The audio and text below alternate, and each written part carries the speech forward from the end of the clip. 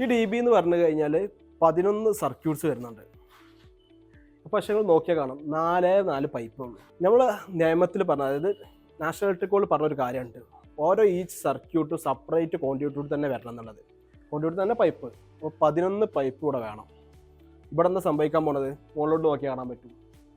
11 പോയിട്ട് total enable 11 എടുത്തില്ല. എന്നാലും അവർ കാണിച്ചിട്ടുള്ളത് വെച്ച് കഴിഞ്ഞാൽ ഇൻവെർട്ടർ സർക്യൂട്ട്, അതേപോലെ തന്നെ പവർ സർക്യൂട്ട്, ഇനി ഈ 2 സർക്യൂട്ട് എല്ലാം കൂടി എന്താ പറയുക ഓരോ ക്വാണ്ടിറ്റിയോട് തന്നെ വലിക്കുകയാണ്.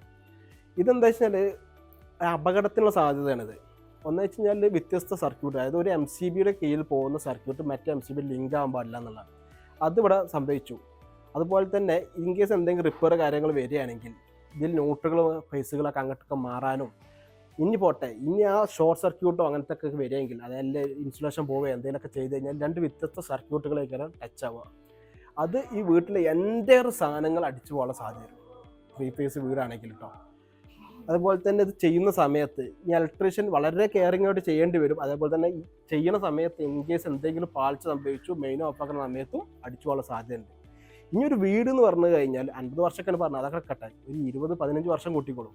ഈ 15 വർഷത്തിനിടയിൽ എത്ര തരം ഇലക്ട്രീഷ്യന്മാരിവിടെ വന്നു പോയിട്ടുണ്ടാവും. ആ ഇലക്ട്രീഷ്യന്മാർക്കെല്ലാം ഇതും മനസ്സിലാവണമെന്നില്ല.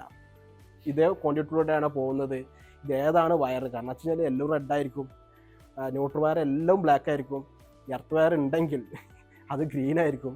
ഇത് പരസ്പരം മാറാൻ സാധ്യതയുണ്ട്. അപ്പോൾ എന്തെങ്കിലും ട്രിപ്പ് ആയി കഴിഞ്ഞാൽ ഒരിക്കലും ഐഡൻറ്റിഫൈ ചെയ്യാനും പറ്റില്ല.